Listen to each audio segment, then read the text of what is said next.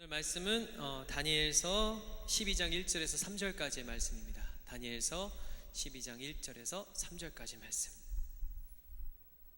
우리 다 같이 3절까지니까 좀 길지만 다 같이 한 목소리로 봉독하도록 할게요.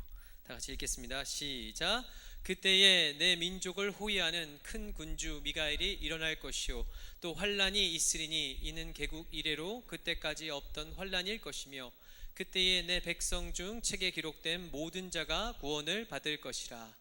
땅의 티끌 가운데서 사는 자 중에서 많은 사람이 깨어나 영생을 받는 자도 있겠고 수치를 당하여서 영원히 부끄러움을 당할 자도 있을 것이며 지혜 있는 자는 궁창의 빛과 같이 빛날 것이요 많은 사람을 옳은 대로 돌아오게 한 자는 별과 같이 영원토록 빛나리라. 아멘. 잠시 기도하겠습니다. 하나님 주님의 은혜를 감사합니다. 하나님 정말 이 어두운 시대 가운데 빛과 같이 빛나는 우리 귀한 청년들을 하나님 주님의 성전으로 불러주시고 하나님 예배케 하여 주신 주님의 은혜에 감사드립니다. 말씀이 빛 대신 우리 주 예수 그리스도께서 하나님 이 시간에 온전히 찾아와 주셔서 우리들의 심령과 마음을 여시사 하나님 우리의 모든 어두움들이 쫓겨나가며 하나님 빛 대신 예수 그리스도께 한 걸음 한 걸음 나아가는 말씀의 시간 되게 하여 주시옵소서. 모든 생명의 구원이신 예수 그리스도 이름으로 기도하였습니다. 아멘. 여러분 레돈도 비치 가보셨죠? 제가 아들과 이제 월요일날 가끔 레돈도 비치를 놀러 가요. 요즘은 좀 많이 못 갔는데 한 2달 전에 이제 레돈도 비치를 갔는데 너무 아름답고 너무나 이쁘더라고요. 근데 저희 아들이 이제 수영을 좋아해서 이제 그 어린 애가 이제 바닷가 이렇게 무릎까지 차는 데까지 들어가는 걸 상당히 좋아해요. 근데 저는 좀 아들한테 이제 좀 자랑을 하고 싶었기 때문에 너는 거기까지밖에 못 들어가지만 이 아빠는 바다 깊숙한 곳까지 가서 수영을 할 수 있단다. 그래서 제가 바다까지 정말 가운데까지 들어가서 멋지게 수영을 했어요. 그래서 우리 아들한테 이 세상에서 수영을 누가 제일 잘하냐? 당연히 아빠예요. 진짜 제가 제일 잘하는 줄 알아요. 얼마 전에 맨하탄 비치를 갔다가 그게 철저하게 깨진 적이 있어요. 레돈도 비치랑 맨하탄 비치는 차원이 다르더라고요. 하도 맨하탄 비치가 유명하다고 해서 이제 아들을 데리고 갔죠. 수영복을 딱 입고. 근데 딱 분위기를 보니까 파도가 좀 다르더라고요. 나는 그 차이를 레돈도나 맨하탄이나 똑같이 줄 알았어요. 근데 파도가 좀 높더라고요. 거기는 안전요원들도 항상 이렇게 대기하고 있어가지고 근데 아들이 딱 제가 이렇게 겁을 먹고 있는데 아들이 딱 한마디 하더라고요. 아빠 들어가. 제가 용기를 내서 들어갔어요. 적당히 갔는데 파도가 너무 높더라고요. 그래도 아들한테 멋진 모습을 보여주기 위해서 제가 좀 더 깊숙한 것 같다가 안전요원 출동할 뻔했어요. 파도가 덮치는데 와 이게 정말 이 레돈도 비치가 이 정도의 파도였다면 맨하탄 비치는 한 4배 정도의 파도가 와가지고 제 머리를 덮치는데 정말 힘들게 정말 생명을 걸고 빠져나왔어요. 그리고 물을 많이 먹었으니까 막 토하려고 하고 있는데 우리 아들이 보면서 한마디 에이 아빠 물 먹었네 이러고 끝나더라고요. 그리고 이제부터는 수영 얘기를 나한테 안 해요. 정말 한번 정말 민망한 꼴을 한번 당했어요. 그냥 사람들도 막 제가 토하려는 모습 막 쳐다보면서 저 아저씨는 왜 와가지고 괜히 물에 들어갔다 토하려고 그러나 막 이렇게 쳐다보고 있고 안전요원도 멀리서 저렇게 쳐다보고 있고 여자분이었는데 상당히 민망했어요. 근데 그걸 생각하면서 제가 무슨 생각을 딱 드냐면 사람이 잘못 수영하면 죽을 수도 있겠구나. 근데 그 전에 수영하면서 죽을 수 있다라는 생각을 안 해봤는데 이 맨하탄 비치 가가지고 사람이 잘못하면 수영하다가 죽을 수 있겠구나 그런 생각하면서 무슨 생각이 들었냐면 만약에 쓰나미가 오면 이거보다 더 심하겠지? 이거는 파도도 아니겠지? 막 그런 생각이 들더라고요. 얼마 전에 요즘 그 동남아에 큰 쓰나미가 불었던 거 기억나시죠? 큰 쓰나미가 일어나가지고 대지진이 그 바다 해안 가운데 일어나서 그 지진으로 인해서 여파로 인해서 쓰나미로 이 미야기현이라는 그 일본의 한 도시가 완전히 물에 잠긴 적이 있어요. 그걸로 끝난 게 아니죠. 저기 물을 잠긴 것 때문에 그 원자력 그 발전소가 이제 거의 피폭 상태에 이르게 되고 그 가운데 있었던 여러 가지 그 안 좋은 일이 지금까지 영향을 미치고 있어요. 막 방사능이다 뭐다 해가지고 지금 일본은 지금 난리가 났대요. 많은 전문가들이 얘기하기로는 일본이 동일본을 아예 전체를 버릴 수도 있고 되고 잘못했다가는 일본 전체가 없어질 수도 있대요. 이런 얘기하면은 웃는 분들이 있죠. 일본 망했으면 좋겠다. 근데 이게 끝이 아니에요. 얼마 전에 그 무슨 KBS 다큐라는 거에서 봤는데 멜트다운이라는 게 이루어지고 있대요. 나는 핵에 대해서 잘 모르지만 그걸 잠깐 보니까 무섭더라고요. 쉽게 말하면 이 그것을 플루토늄을 이렇게 일으키는 그 용광로라고 하나요? 원자로가 있는데 이 원자로 바닥이 뚫린다는 거예요. 지금 계속 뭐 붕소를 붓고 뭐 물을 부으면서 그거를 식히려고 하는데 지금 한계에 이르렀다는 거예요. 이제 붕소를 넣어도 물을 넣어도 식혀지지가 않네. 이미 바닥을 뚫고 그 플루토늄 폭발하는 것이 지금 바닥으로 지금 들어가고 있대요.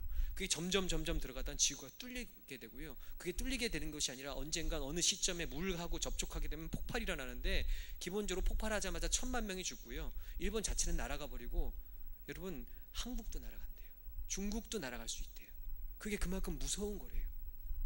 지금 뭐 멜트다운 한번 인터넷 쳐보세요. 저도 그걸 보고 멜트다운이 뭔가 봤더니 이 핵 물질, 이 핵 폭발하는 것이 지금 물로 하다 보니까 땅바닥으로 파고 들어가지고 이제 땅 속으로 들어가다가 어느 지하수나 물과 접촉하게 되면 대폭발이 일어나는 거예요. 우리가 상상했던 그런 폭발과는 비교할 수 없을 만큼의 놀라운 일들이 일어난다는 거죠. 이런 걸 보면서 무슨 생각을 하냐면, 하나님 정말 주님 오실 때가 얼마 남지 않았구나. 여러분, 이 나라의 이 미국에도 핵발전소가 몇 개라고 생각을 하세요? 그 중에 하나만 터져도 미국 절반 이상이 날아갈 수가 있대요. 지금 전 세계는 그런 정말 위험 가운데 빠져 있는 것 같아요. 우리가 이 LA에 살면서 잘 느끼지 못. 그럼 지진이라고 얘기하면 좀 느낄 수 있죠. 제가 2008년에 저도 한번 경험을 했는데, 이 차를 타고 가는데 차가 왔다 갔다 하더라고요. 그래서 뭐야 이러고 쳐다봤는데 저는 차가 고장난 줄 알았어요. 알고 보니까 그게 지진이 왔었다고 하더라고요. 제가 있던 곳이 그때 파사디나라는 지역이었는데 다른 곳에서는 더 심하게 느꼈다라고요. 뭐 중국의 뭐 스촨성의 막 그런 지진들, 뭐 하이티의 지진들, 우리가 잘 경험해보지 못했지만 이 많은 이 지질학자들이 얘기하기로는 이 LA에서도 언젠가는 그 이상급의 지진이 다가올 거라는 거예요. 쉽게 말하면 카운트다운을 들어갔대요. 그 사람들은 전 세계는 지진과 기근과 이 쓰나미와 이런 것에 지금 카운트다운을 사실 하고 있는 거예요. 단지 내가 있는 지역이 지금만 안전할 뿐이지 언젠가는 닥쳐온다는 거예요. 여러분, 이런 얘기를 들으면 내가 무엇을 생각하게 되죠? 내 삶 가운데서도 그런 엄청난 일이 한 번씩은 닥쳐오게 되겠구나. 우리가 그렇게 생각할 수 있다라는 거죠. 여러분, 요즘 또 전쟁에 대한 위험이 있죠. 시리아의 전쟁을 여러분 우습게 보고 있는데, 저도 처음에는 뭐 시리아 한번 폭격해가지고 미국이 취하려는 게 그 원유 좀 가져가려는 거겠지, 뭐 이렇게 단순하게 생각할지 모르겠지만, 거기에 혹시라도 화약고가 터지게 되면요 정말 세계 3차 대전이 일어난대요. 시리아는 이란과 이 러시아와 우방국이래요. 지금은 동맹이에요. 지금의 뭐 나토, 유럽 이런 동맹인데, 자동적으로 만약에 미국이 폭격을 하게 되면 러시아가 가만히 있을 수 없다라는 거예요. 그러면 러시아는 협박했죠. 사우디를 바로 폭격하겠다. 그럼 또 사우디를 폭격하면 어떻게 해야 돼요? 또 미국은 도와줘야 되고, 그러면 러시아와 미국의 전쟁이 일어나게 되고, 이란이 끼게 되고, 이스라엘이 끼게 되고, 결국은 세계 3차 대전이 일어난대요. 근데 우리는 그것을 인식하지 못하고 있어요. 그냥 한번 터져라. 어느 나라에 지진 날 것 같아? 일본에 한번 지진 나지. 멜트다운 한번 터져봐서 한번 일본 없어져 보지. 뭐 우리는 아니란 생각을 가지면서 하루하루를 살고 있다라는 거예요. 이 죽음이라고 어떻게 보면 인생의 마지막을 두고 생각할 때는 우리가 이것을 많이 인식하지 못하고 있대요. 네, 마태복음 24장 6절 8절 말씀을 한번 볼게요. 준비됐죠? 한번 다 같이 제가 읽어보겠습니다. 난리와 난리 소문을 듣겠으나 너희는 삼가 두려워하지 말라. 이런 일이 있어야 하되 아직 끝은 아니니라. 7절, 민족이 민족을, 나라가 나라를 대적하여 일어나겠고 곳곳에 기근과 지진이 있으리니 이 모든 것이 재난의 시작이라. 이 말씀이 예수님, 어떤 제자들이 와서 예수님께 물어봤어요. 말세 때에, 마지막 때에 예수님 어떤 일이 일어나겠습니까? 예수님 하셨던 말씀이 이거예요. 마지막 때는 이런 일이 일어나겠다. 이런 일이 일어나면 이제 내가 곧 돌아와서 이 세상을 심판할 때가 될 것이다. 너희는 깨어 근신하고 기도하라. 여러분, 지금 여기 나온 말씀이 이미 2000년 전에 예수님이 하신 말씀이에요. 아니요, 2000년, 한 6,000, 4,000년 전에 다니엘에게도 주셨던 말씀이에요. 다니엘서를 읽다 보면요, 에스겔서를 읽다 보면요, 지금 일어나는 이런 핵폭발이나 이런 모든 일에 대한 예언이 이미 주어졌다라는 거예요. 다시 말하면 우리는 뭐 새 생명을 위해서 살아가는 게 아니에요. 마지막을 향해, 죽음을 향해 사실은 하루하루 한 걸음 달아가는 거예요. 여러분, 우리는 청년들은 생각하기는 그렇게 생각하죠. 내 일생이 지금 막 꽃다운 20세니까 나에겐 죽음이 없을 거야. 여러분, 우리는 이런 걸 생각하는 것이 아니라, 여러분들은 사실 우리의 육신과 우리의 몸은 하루하루를 죽음을 향해서 달려가고 있다는 거예요. 사실은. 그럼 제 개인적인 죽음도, 개인적인 종말도 있죠. 역사의 한때를 마무리하고 인생을 마무리하는 그 순간도 있어요. 출생에는 순서가 있지만 사실 죽음에는 순서가 없어요. 저희 아버님은 구남매셔요. 근데 구남매를 딱 봤을 때 제일 먼저 돌아가신 분이 저희 그 9번째 작은 아버님이 돌아가셨어요. 술과 이런 거 너무 좋아하시다가 병원에서도 포기하시고 결국은 저희 집에 오셔가지고 제 방에서 계시다가 제가 돌아가시는 걸 봤어요. 분명히 전날 술 드시는 거 봤는데요, 그 다음날 일어나지 않으시더라고요. 전 그게 너무나 큰 충격이었어요. 제가 사실 마시는 걸 되게 좋아해요. 제가 술자리도 너무 좋아해요. 근데 술은 못 마시겠더라고요. 그 죽음을 보니까요, 그분이 술 먹고 돌아가시는 걸 보니까 웬만한 거, 제가 놀만한 거 다 놀 수 있겠는데 술은 못 마시겠더라고요. 아, 저렇게 술 먹다간 인생이 저렇게 끝나는구나. 그것을 깨달아지는 순간 술을 입에 못 대겠더라고요. 여러분, 이 얘기가 뭐죠? 우리가 인생 가운데 종말이 찾아온다라는 거예요. 아니면 마지막 때가 온다라는 거예요. 아니면 이 지구에, 아니면 우리가 살고 있는 이 땅에 언젠가는 심판이 있다라는 거예요. 언젠가는 마지막이 있다라고 하는데, 그것을 의식하고 사는 삶과 의식하지 못하고 그냥 하루하루를 살아가고 즐기는 삶과는 천지 차이라는 거죠. 여러분, 마지막 때는 뭐 지식이 급속히 증가하고 뭐 여러 가지 일들이 빠르게 처리된다고 성경에 나와 있는데, 정말로 지금 빨라요. 세계 일주 뭐 하루만이면 뭐 정말 좋은 뭐 비행기 있으면 하루 만에 돌 수 있대요. 뭐 그리고 요즘은 뭐 컴퓨터, 뭐 옛날에 메일 하나 보내면 어떻게 돼요? 뭐 메일 하나 보내면 예쁘게 편지를 써가지고 그것을 우편에 붙이고 그래야 되는데, 지금은 이메일로 해서 딱 한 통 보내면 그냥 가는 거예요. 그래서 실수가 많죠. 쓰지 말아야 될 말 감정적으로 막 뭐 하다고 썼다가 보내놓고 막 후회하고, 돌릴 방법 없나 막 고민하고. 막 요즘은 너무 빠르게 지나가서 돌이킬 이런 시간도 없는 그 마지막 때를 살고 있다는 거예요. 인생의 바벨탑을 쌓고 있어요. 막 내가 하나님과 같이 되려는 그런 모습들, 내가 하나님과 같이 높아지려는 모습들. 그래서 인간도 복제하려고 하고요. 그래서 내가 하나님보다 더 높은 자리에 내 이름을 높이 알리리라 하는 지금 그 시대에 살고 있다는 거예요. 전염병이 돌죠. 요즘 뭐 슈퍼바이러스라고 해서 걸리면 다 죽는데요. 어느 호수에 가면요, 호수에서 수영하니까 그 바이러스가 들어오는데, 그 바이러스는 들어오면 뇌를 잡아먹는, 뇌를 죽인대요. 그래서 한 일주일을 넘기지 못하고 수많은 사람들이 죽어가고 있대요 지금. 여러분, 지금 이 시대가 우리가 살고 있는 것이 이 마지막 때 말세를 사실은 향해 달려가고, 성경에 나오는 모든 말세 때 이런 징조가 있으리라는 것은 사실 지금의 이 모습과 별반 다름이 없다라는 거예요. 여러분, 제가 이 켄터키에 2002년에 한번 있었는데요. 켄터키 여러분 가보신 적 있으세요? 켄터키에는 허리케인이 있어요. 허리케인이라고 그러나요? 토네이도 막 이렇게 막 도는 거. 여러분, 그거 보신 적 있으세요? 저는 학교에서 이제 그 어학연 수라를 딱 갔는데, 학교를 딱 오늘날 가서 이렇게 도서관에 있다가, 물론 도서관에 공부한 건 아니에요. 거기다가 컴퓨터 검색하러 있다가 딱 나왔는데, 학교 그 큰 캠퍼스에 유니버시티 오브 루이빌이라는 학교였는데, 캠퍼스 그 많은데 한 명도 없는 거예요. 저랑 제 뭣도 모르는 그 한국에 타이완에 가 있었어요. 서로 말이 안 통했지만 그것이 서로에게 큰 위안이 되는 친구 하나 있었어요. 그 친구랑 둘이 멍하니 이렇게 학교를 돌아다니고 있는데 한 명도 사람이 없어요. 보니까 잘 생각해 보니까 학교에 있을 때 뭐라고 사람들이 얘기하면서 방송이 나오면서 뭐라 했는데 우리 못 알아들은 거야. 걔랑 나랑 그냥 돌아다니고 있는데 갑자기 흑인 경찰이 오더니 막 뭐라고 하는데 욕을 하더라고. 우리한테 욕은 알아듣겠더라고. 이 사람들은 참 신기해. 영어는 못 알아들어도 이 사람이 나한테 화내고 있구나, 성질내고 있구나를 알겠어요.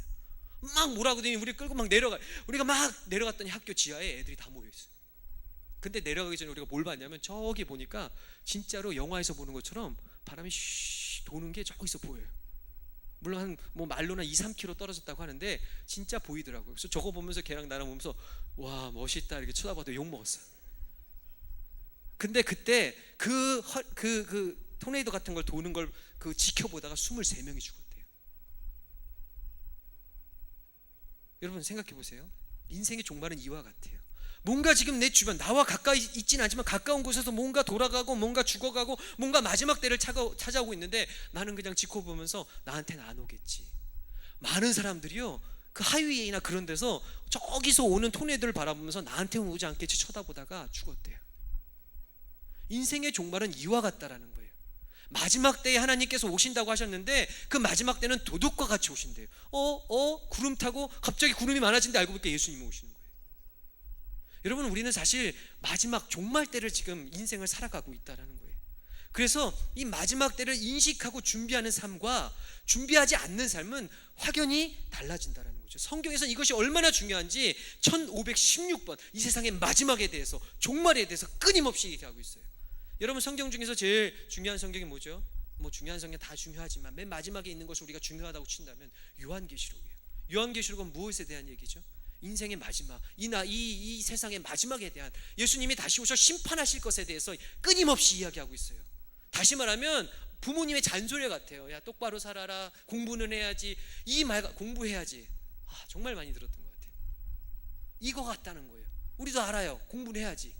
하면 근데 나중에 해야지 시험 때까지 그러고 있다는 거예요. 그다음 망하는 거예요. 여러분, 이 말세에 대해서 우리가 너무나 요즘 이것에 대해서 참 무서운 게 뭐냐면, 여러분 지금 북한 공산당이나 이 중국에 가면 교회들이 이제 다 지상으로 올라왔죠. 하지만 중국 교회에서 이거 하면 잡혀간대요. 종말에 대해서 얘기하잖아요. 그 공산당 공안이 와서 잡아간대요. 예수님 복음 뭐 다 전해도 되는데 종말에 대해서는 얘기하지 말래요. 왠지 아세요? 종말은 그만큼 이 공산당에서 금지할 만큼 중요하다는 거예요. 이것이 기독교의 이 핵심, 예수 그리스도의 십자가의 부활, 그 다음에 우리를 위한 구원의 그 십자가의 능력 이후에 더 중요한 것이 있다면 그거만큼의 상하는 주님께서 다시 오신다라는 거예요. 왜 오시죠? 그때는 심판의 주님으로 오신다라는 거예요. 이단들이요, 이걸 너무나 잘 알아요. 이단들이 이걸 가져가 버렸어요. 왜 가져간 줄 아세요? 그것을 가지고 있어서 자기네들이 종말에 대해서 끊임없이 얘기하면 사람들이 이렇게 생각해요. 아, 종말에서 얘기하면 이단이구나. 여러분, 이단들이 얼마나 똑똑한 줄 아세요? 우리가 말하는 부활 가져가 버렸어요. 누가 여기서 부활 얘기하면 이단이라고 생각해요.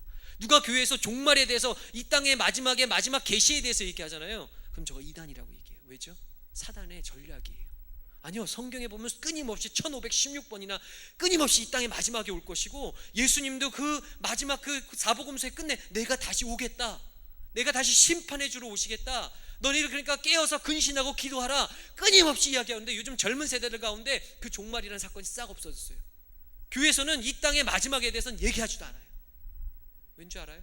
사단이 여러분들의 종말을 의식하지 못하게 하고 있다는 거예요. 여러분, 만약에 내일 이 땅 가운데 종말이 찾아온다면 여러분 오늘 뭐 하시겠어요? 사과나무 심겠다. 나 그 사람도 이단 같아. 왜 사과나무를 심어? 우리 기독교인들은 뭐라고 얘기하죠? 깨어 근신하여 기도해야죠. 예배해야죠. 이게 성경인데 우리 맨날 이거 머리에 달고 살아요. 이 땅에 오면 내가 사과나무를 심어요. 그래서 뭐 내일 죽으면 뭐 하시겠습니까? 사과나무 심게. 사과나무 심으면 뭐 하려고? 사과나무 자라지도 않아요. 내일 온다는데 나 사과나무 심고 몇십 년을 더 기다려. 그 얘기는 뭐냐면 내가 몇십 년 더 살겠다는 얘기예요. 사과나무 따먹을 때까지. 쓸데없는 철학적인 얘기를 하고 있지만, 여러분, 우리 크리스찬들은 사과나무를 심는 인생이 아니라는 거죠. 우리는 마지막 때를 의식하고 그것에 대해서 준비하는 삶이라는 거죠.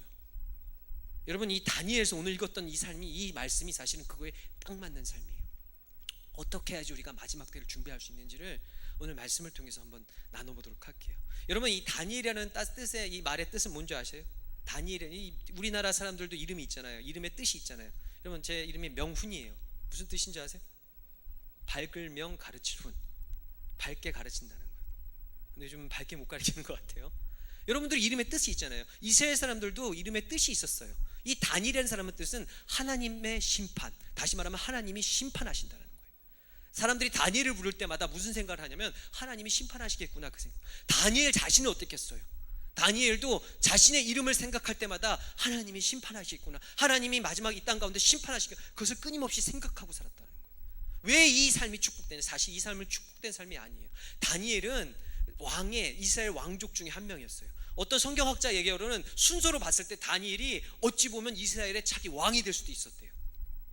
근데 이 사람이 이 바벨론이라는 나라에 이 포로로 잡혀가게 됐어요. 나라가 망했어요. 그래서 왕족들 중에 몇 명을 아주 훌륭하고 똑똑하고 잘생긴 사람들을 뽑아갔어요. 이 중에 다니엘이 뽑혔다라는 것은 그만큼 그 사람이 지위가 높았다라는 거예요. 높은 사람의 아들이었다라는 거예요. 근데 이 사람이 가서 뭐가 된 줄 아세요? 환관이 됐어요.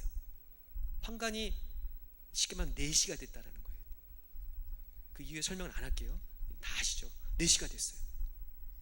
다시 말하면 그 인생 가운데 큰 고난이 찾아왔다는 거죠. 왕의 족속으로 어떻게 보면 왕이 될 수 있었는데, 잘 먹고 높은 자리에서 잘 살 수 있었는데, 그 인생에 이 바벨론이라는 것이 찾아와가지고 그 인생을 망가뜨리고, 그 인생의 남자도 망가뜨리고 이 한 나라의 내시로 살아가겠다라는 거예요. 그리고 그 민족이 아무리 부르짖어도 얼마나 다니엘이 기도했겠어요. 하나님, 이 환난을 나에게 벗어나게 해주시고 내가 정말 내시가 되지 않게 해주시고 막 기도했는데 하나님께서 하나도 응답하시지 않으셨다는 거죠. 그런데 중요한 게 왜 이런 삶이 축복됐냐? 하나님이 도우셔야 하는데, 하나님이 응답이 있어야 되는데 응답 없이 삶을 살고 매일매일 하루하루 죽을 것을 생각하며 인생의 마지막을 향해 달려가는 인생에 왜 축복이 있었느냐?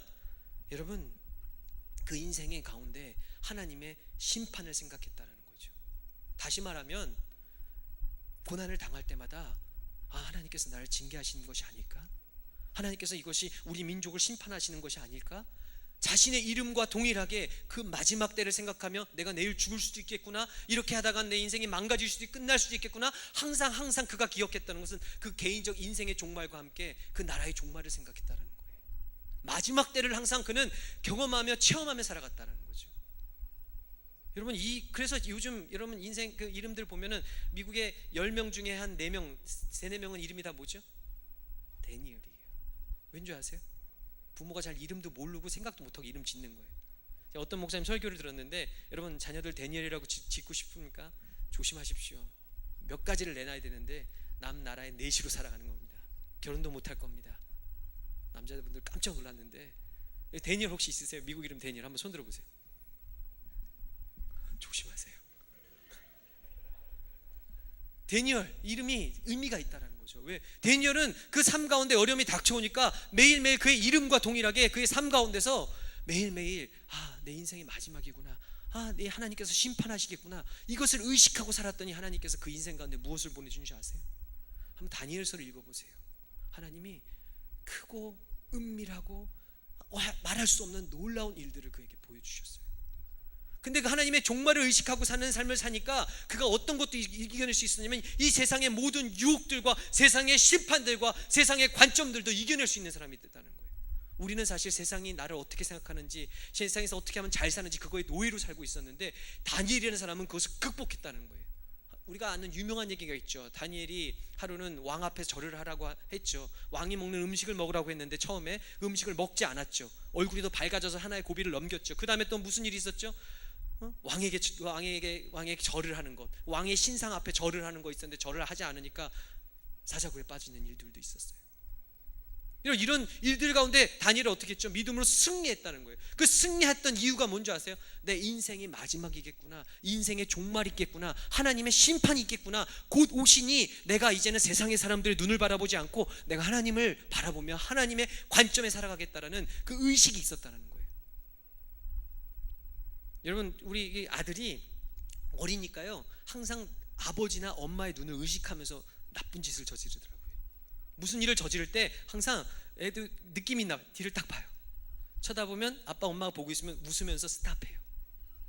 이 삶이 우리가 우습게 여기지만 여러분, 걔는 내가 이 일을 하다 걸리면 아빠 엄마한테 혼나겠구나, 이걸 의식하면서 항상 무슨 나쁜 짓을 저지르고 있어요. 나쁜 짓을 아이가 안 저지를 수가 없어요. 저지를 수밖에 없어요. 하지만 그 아버지와 어머니의 눈을 의식하면서 저지르는 삶은 달라요. 그러다가 발견되잖아요. 감자 멈추고 오히려 변명하려 하고 오히려 괜히 딴 일 만들어서 울려고 하고 막 그래요. 근데 이 삶이 왜 축복되냐?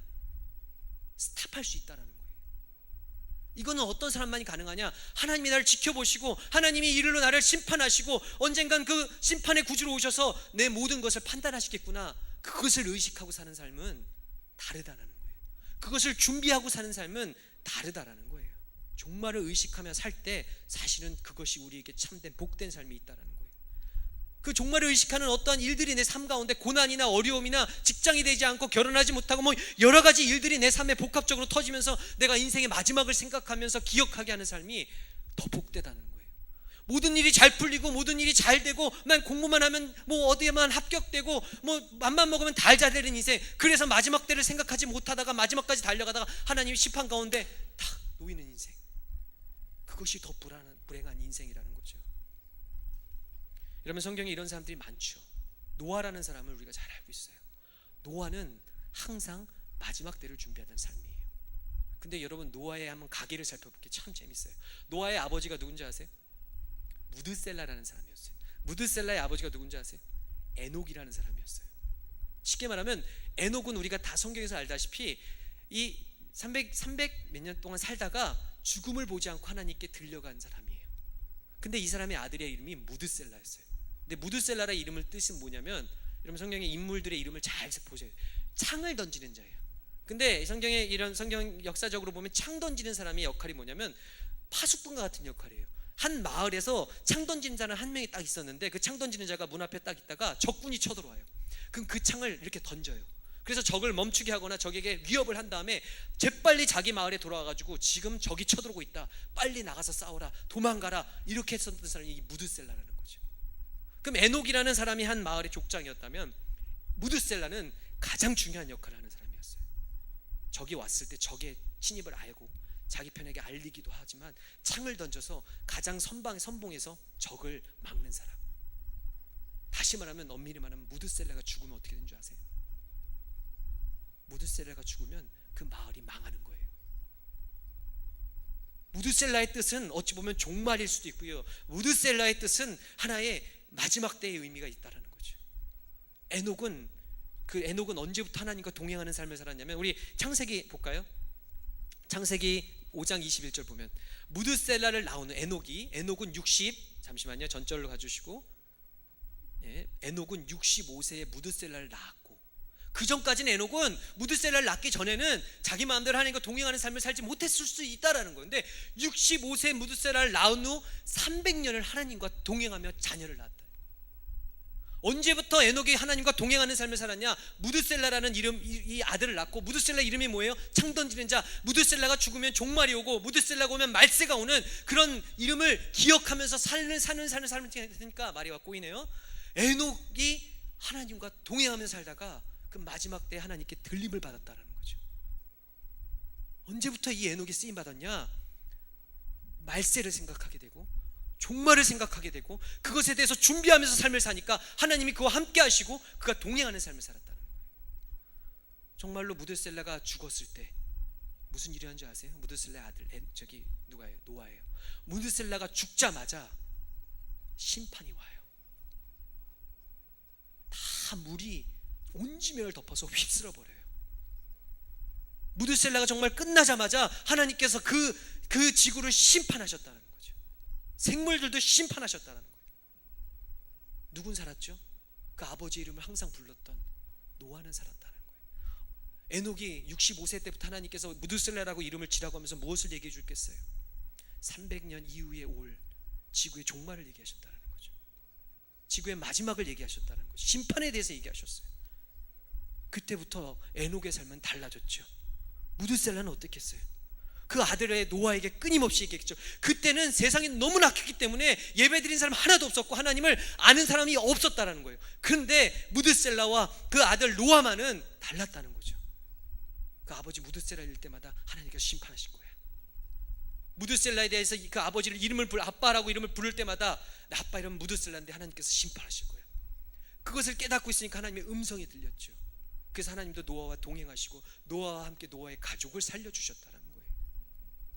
이게 놀라운, 여러분, 이게 말세 때를 준비하는 삶은 달래다는, 성경의 신약에 보면 그러한 얘기들이 너무나 많이 나와요.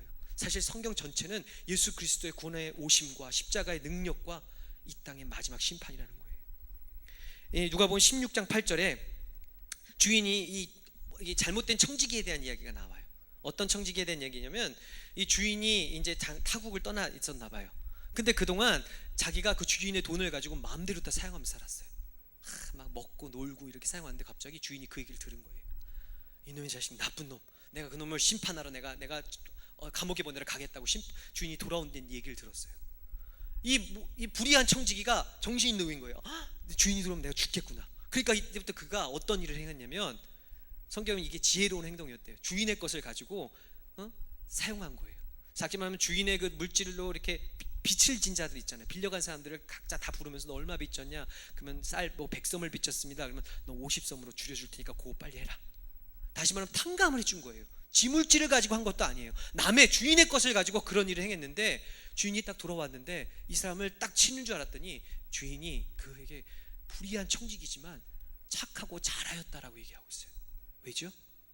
주인이 오면 그가 무엇을 기억했죠? 심판하시겠구나, 나를 판단하시겠구나 생각했기 때문에 그 나름대로 그 마지막 때를 왜 준비했다고 나와 있냐면, 내가 혹시라도 주인에게 내침을 당하거나 문제가 생겼을 때 내가 이 탕감받은 사람들이 그때 날 도와주겠지. 단순한 생각일지 모르겠지만 이는 마지막 때를 인지하고 마지막 때를 생각하고 마지막 때를 준비했다라는 거예요. 그랬더니 하나님께서, 예수님께서 그 얘기를 하시면서 지혜로운 종이래요. 여러분, 열처녀에 대한 얘기도 있죠. 성경에 보면 이 열처녀에 대한 얘기 있는데, 신랑이 이제 오는데 그때는 밤에 이제 찾아오는 경우가 많았대요. 그래서 이 10명의 처녀, 신부들이 신랑을 기다리는데 꼭 불을 들고 자신의 얼굴을 밝히고 신랑의 얼굴을 밝히고 그런 충분한 등불이 있어야 되는데 5처녀는 준비했어요. 근데 5처녀는 에이 안 오겠지, 언젠간 오겠지 하다 준비 안 하다가 정말로 신랑이 와버린 거예요.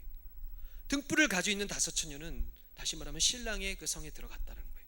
하지만 5은 그때 이미 늦었다는, 문을 두드리고 우리도 열어주시고 우리도 신부입니다 했을 때는 소용이 없다라는 거예요. 말세 때 모습이 이와 똑같다라는 거예요. 내가 정말 신랑이 오시고 그 심판의 신랑, 심판의 구주, 심판의 예수님이 나에게 반드시 오시겠구나를 인식하면서 등불을 들고 준비하는 5처녀와 같은 인생, 아니면 불의한 재물일지라도 그것을 통해서 다른 사람을 돕고 마지막 때를 준비하는 인생은 하나님께서 반드시 구원하신다는 거예요. 하나님이 구원하신 걸 떠나서 그와 동행하신다는 거예요. 그에게 그 하나님을 경험케 하시고 그에게 하나님의 큰 은혜와 그 기름을 부어주신다는 거예요. 근데 준비하지 않고 언젠간 오겠지, 지금 내가 먹고 사는 것이 바쁜데, 내 인생이 지금 이거 내가 놀고 먹고 결혼하고 사귀고 이런 것에 바쁜데라고 그것에 집중하고 하는 인생, 그리고 마지막 때 주님 오실 때쯤 있으면 그때 정신 차려서 회개 기도해야지. 많은 사람들이 기독교에 대한 신두름이 하나 있는데 죽기 전에 기도해야지. 여러분, 한 목사님 얘기를 들었는데 자기가, 그분은 장례식 하시는 목사님이래요. 그 옛날 그 서울에 그 성락교회라는 곳에 장례식 하신 목사님, 제가 얘기를 잠깐 들어봤는데 재밌는 얘기를 했는데, 많은 사람들이 이 신드롬을 가지고 있대요. 막 살다가 죽기 전에 한번 회개하면 되지. 여러분들 그런 생각 가지고 있지 않아요? 놀고 먹고 즐기다가 죽기 전에 정신 차려가지고 예수님 십자가의 능력으로 나를 용서해 주시고 예수님 도와주세요, 보혈에, 이렇게 하다가 죽으면 천국까지, 막 이런 신드롬에 있는데, 그분이 얘기하기로는 10명 중에 2명이 그런다는 거예요. 8명은 그 기회조차 없이 죽어버린대요. 그 인생들을 볼 때마다 안타깝다는 거예요. 목사님이 찾아가가지고 그냥 기도하면서 의식 있을 때 회개하십니까? 네 아멘 하는 사람들이 10명에 2명밖에 안 된다는 거예요. 죽음을 앞에 둔 사람들 봤을 때는. 다시 말하면 우리의 인생이 무엇을 기도해야 되냐? 항상 우리는 준비하는 삶을 살아야 되는 거예요. 누가 오실 때? 예수 그리스도가 오시는 것을 우리가 준비하고 살아야 된다는 거예요. 여러분, 많은 요즘 교회에서 얘기하는 것이 자꾸만 사랑에 대해서 얘기해요. 예수님이 사랑하시니까 여러분 다 사랑하시고 다 용서하실 것입니다. 맞아요. 하지만 얘기하지 않는 한 부분이 있는데, 바로 공의와 심판의 하나님이에요. 하나님께서 반드시 심판하실 것이고, 심판이 뭐예요? 내가 잘한 것은 칭찬하지만 잘못한 것은 반드시 정죄하겠다는 거예요. 이것에 대해서 얘기하지 않아요. 여러분, 십자가라는 것을 우리가 얘기할 때 십자가가 뭔지 아세요? 물론 사랑이 하나님이에요. 사랑이 하나님이 나를 위해서 이 땅 가운데 내 죄를 용서하시기 위해서 오신 한 부분이 있는데, 더 중요한 부분이 그분이 우리 죄를 다 짊어지셨다는 거예요. 다시 말하면 사랑과 이 공의, 심판이 충돌되는 곳에 십자가가 있는 거예요. 내가 반드시 벌을 받아야 되는데 예수님께서 대신 오셨다는 거예요. 근데 우리는 이 십자가를 생각할 때 사랑만 생각해요. 용서해 주시겠지. 아니요, 그 십자가의 온전한 그 은혜 가운데 거하지 않으면 나는 반드시 심판받아요. 근데 중요한 것이 있어요. 그거 십자가를 온전히 깨달으려면 나는 심판받아야 돼. 나는 반드시 정죄받을 거야. 예수님 오시면 나는 지옥에 갈 수밖에 없어. 이걸 항상 의식하면서, 그래서 예수님의 사랑을 붙잡는, 십자가의 사랑과 공의가 만나는, 십자가를 만나는 그 마지막 때를 의식하는 삶을 우리는 살아가야 된다는 거예요. 청년일수록 더욱더 중요하죠. 예수님 오실 때 예수님 반드시 계수하셔요. 의식하고 깨어 준비된 자가 정말로 이 시대의 마지막 하나님께 쓰임받는 자가 된다는 거예요.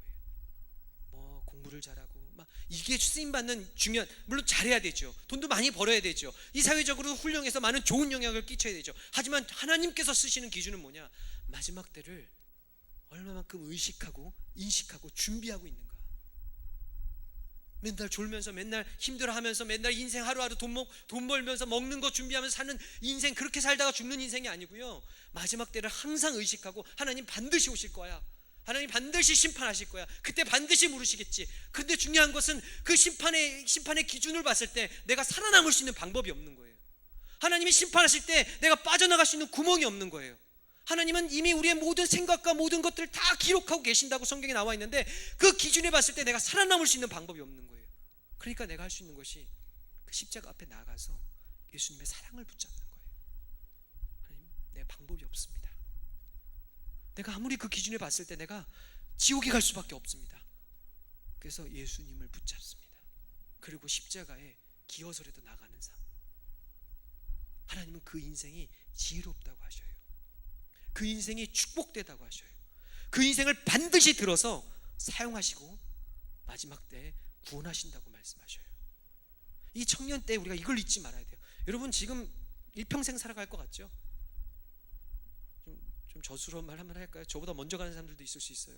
속으로 그랬지, 네가 먼저 갈 거야. 그럴 수도 있어요. 하지만 지금 이 땅 가운데 일어나는 지진과 기근과 여러 가지 전쟁과 이런 것에 비교했을 때 먼저 누가 오는 것은 순서가 정해지지만 누가 먼저 가는지에 대해서는 아무도 모른다는 거예요.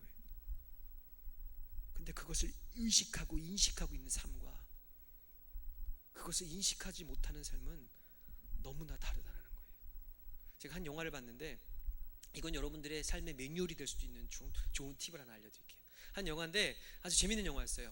한 사람이 있었는데 큰 기업이에요. 무슨 부동산도 하면서 이 주식도 하는 큰 기업이었는데, 여러분 보신 분들 있어요. 제가 제목은 기억 안 나는데, 근데 갑자기 그 회사에 높은 사람들이 하나씩 잘려나가는 거예요. 조용히 자기와 일하던 사람들도 막 잘려나가는데 사람들이 잘 모르는 거예요. 왜 잘려나가지? 실력이 없나 보다 하면서 더 막 열심히 일을 하고 있는데, 어떤 날 거기에서 이 재무를 담당하고 막 이런 그래프 이런 뭐라고나 이 일들에 대해서 여러 가지 뭐 통계를 내는 사람이 잘렸는데, 그 사람은 높은 사람이었나 봐요. 그러니까 그 자기를 자른 사람이 어떤 여자인데, 그 여자한테 찾아가가지고 너 나 왜 잘랐어? 너 인사 담당이니까 너 잘랐지? 넌 잘 되나 보자 하면서 나가면서 화를 내면서 나가면서, 근데 뭐 중요한 USB를 하나 자기 부하 직원에게 주고 가요. 야, 네가 한번 가져라. 왜냐면 그 부하 직원은 그 사람을 정말로 존경했나 봐요. 그 사람이 막 쫓겨나갔는데 아무도 인사 나오지 않는데 그 사람은 나와가지고 정말 안 됐다고 막 위로해주면서 보내주는데, 그 사람이 그에게 선물 하나 주는데 USB를 줘요. 무슨 영화인지 알아요? 여기까지 모를 수 있어요. 그래서 그 USB를 가지고 이렇게 딱 열어보니까 그 회사가 일주일 내에 망한다는 거예요. 통계를 내보니까, 그 사람이 연구를 해보니까 그 회사가 망한다는 거예요. 그래서 그때부터는 그 사람이 막 그 고위직에게 얘기하고 막 여러 가지 막 회의도 하고 막 헬기 타고 그 사장이 회장이 날라와서 막 그런 일을 하면서 마지막 때를 준비하고 있는 거예요. 물론 그 방법이 좀 비열했어요. 같은 계열사들은 다 망하게 하고 주식 가지고 있는 거 다 막 파는 거예요. 망할 거 알면서 파는 거예요. 그래서 자기네들은 살아남는데 그 많은 살아남은 중에 그 직원은 살아남아요. 다 잘리고 다 직장을 잃고 다 죽는데 그 사람은 살아남아요. 왜죠? 전 그걸 보면서 마지막 때에도 이와 같은 거구나. 우리가 지금 카운트다운이 들어요. 일주일에, 아니요 2주에, 아니면 한 달 안에 이 땅이 망할 수도 있다는 거예요. 여러분 이 얘기만 갑자기 자다 듣고 일어나서 목사님이 세상 망한대 이렇게 하면 나 이단돼요. 그렇게 하지 마요. 충분히 얘기해줘요. 이따가 나눌 때 무슨 얘기를 했는지. 근데 중요한 것은 그것을 준비하고 그것에 대해서 계획하고 그것에 대해서 기도하고 하는 준비되는 삶은 하나님께서 건지신다는 거예요. 이게 너무나 중요해요. 너무나 중요하다는 거예요. 어떻게 준비할 수 있을까요? 깨어서 근신하고 기도하는 거예요. 매 순간순간마다 내 삶에 무드셀라를 두는 거예요. 내 삶 가운데 다니엘을 두는 거예요. 내 삶 가운데 이 에녹을 두는 거예요. 내 삶 가운데 무슨 일이 닥칠 때마다 그것을 기억하게 하는 거예요. 아, 하나님 심판하시지. 무슨 일을 하다가도 하나님께서 분명히 계수하고 계시지. 하나님의 눈을 바라보는 것. 무슨 일을 결정하기 전에도 하나님이 알고 계시지. 하나님 반드시 이 땅 가운데 오실 것이지. 그것을 의식하고 사는 삶. 결과가 너무나 다르다는 거예요. 지금은 비슷해 보이지만 마지막 때가 너무나 다른 인생이라는 거예요. 그래서 그 문제를 가지고 우리가 예수님이 이 땅 가운데 회개하는 거예요. 이게 오늘 말씀의 어찌 보면 핵심이에요. 어떤 것이 가장 준비하는 것이냐?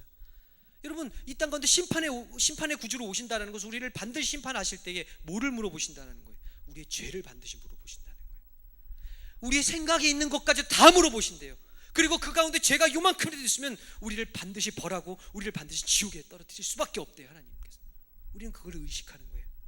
그리고 뭐 하는 거죠? 매일매일 회개하는 거예요. 어디 앞에 나와서. 이 정말 중요한 원리예요. 십자가의 이 놀라운 원리는 무엇이냐? 십자가 가운데 내가 나와서 내가 감당할 수 없는 죄를, 내가 다시 말하면 해결할 수 없는 죄를 하나님께, 예수님께 내어놓는 거예요. 왜 교회 오면 항상 십자가가 가운데 있는 줄 아세요? 왜 십자가가 가장 크게 있는 줄 아세요?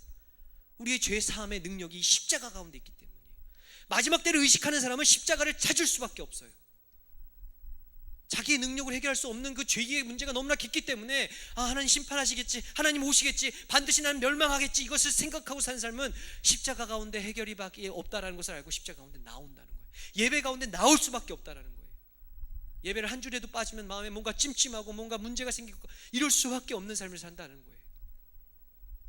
하나님께 나오는 삶, 십자가 가운데 나의 죄의 짐을 수고하고 무거운 짐진 자들아 다 내게로 오라.